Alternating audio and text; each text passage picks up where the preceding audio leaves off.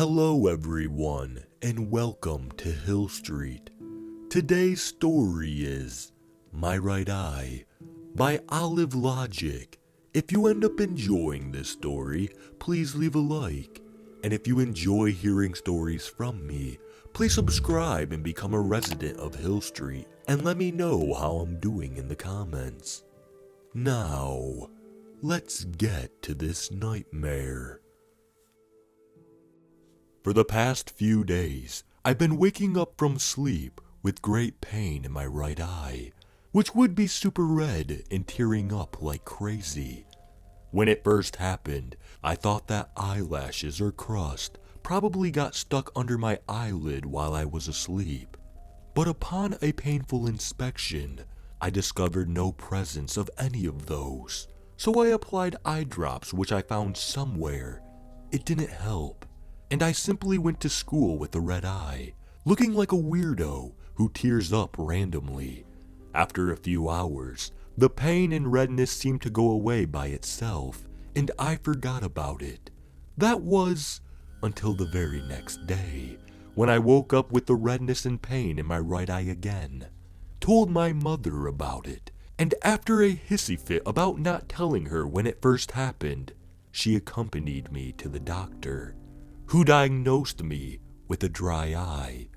My mother and I went home with the same brand of eye drops that I used the day before, as well as some painkillers. Again, it went away by itself, though I definitely did not forget about it this time.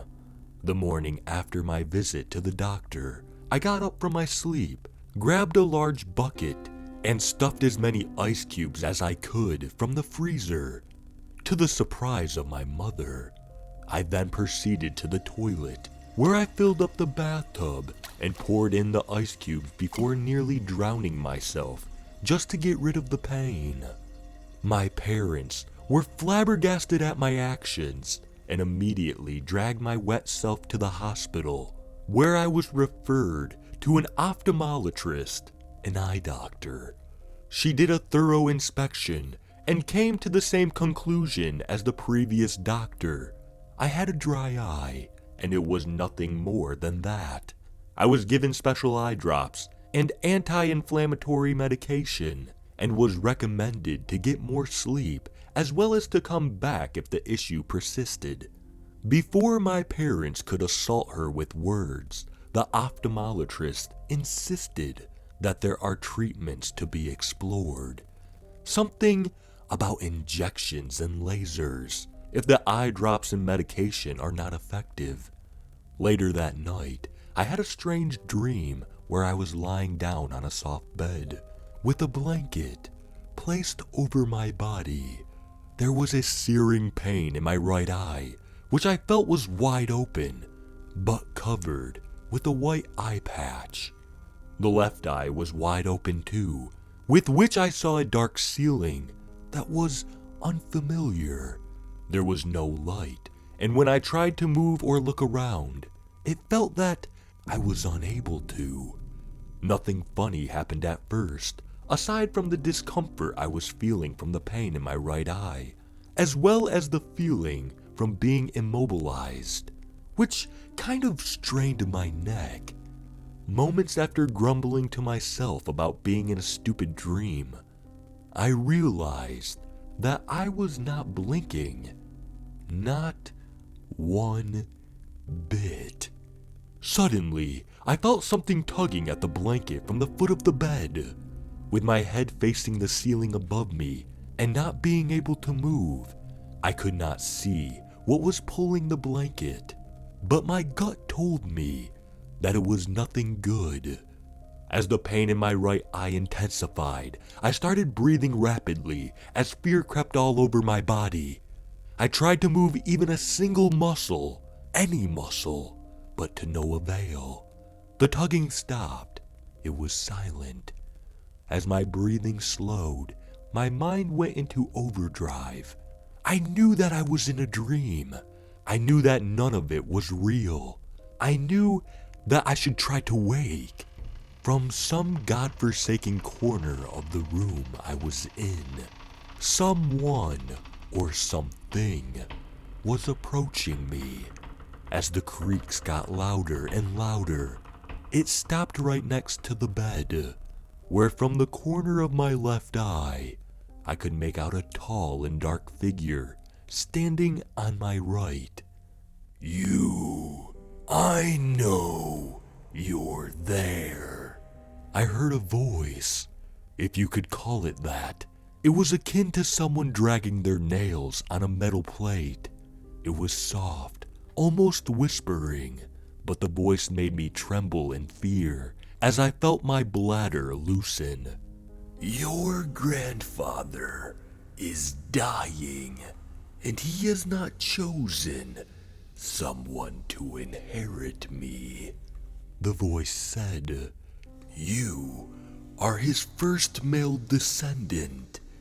No matter how far you are, I will make sure that you will come and accept me. The pain from my eye seemed to break loose as it flowed across my body, making me feel as if I was on fire.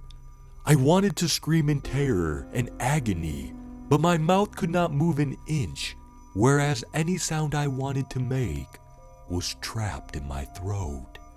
A rotten smell assaulted my nostrils as the figure started to slowly bend over. I saw hair, long and unkempt hair.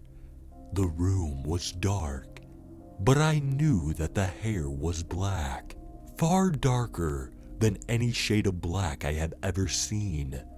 Every strand that touched my face felt like a jolt of electricity.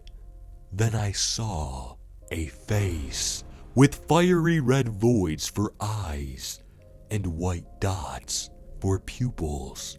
It was paler than the finest marble, but with gross imperfections, with black veins that stretched all over, and countless bloody scars and cracks. Pus-filled warts that threatened to explode was also a feature of the creature's face. Its grinning mouth was moldy green, and I saw dirty yellow fangs staring at me. A tongue that was akin to a slithering piece of charcoal was splattering liquid that burned my skin as it fell. The face came closer and closer, and before long, it was less than an inch away from mine, its nose hugging my own, and its tongue resting on my chin, which made me want to shriek in misery. Its mouth did not move, but I heard the voice go, I will keep your grandfather alive and see you every night until you come and kneel before his body and accept me. I will keep your grandfather alive and see you every night until you come and kneel before his body and accept me.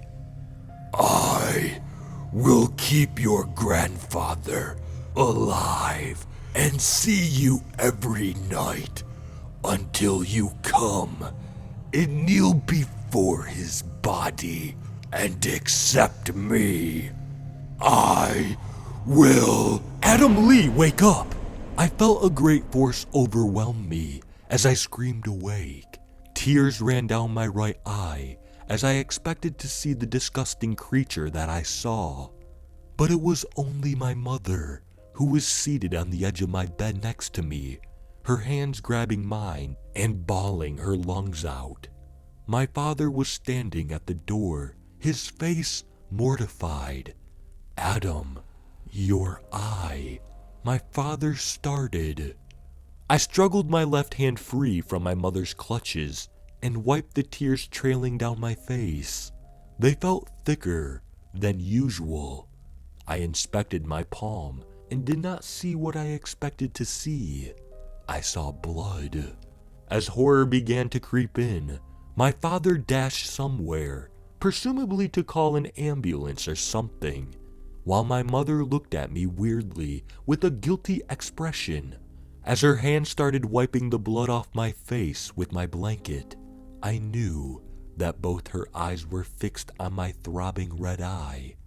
I stared at her while trying my best to ignore the pain in my right eye and said, "Mom, you and Dad told me that my grandparents have all passed. Do I have a grandfather who is still alive?"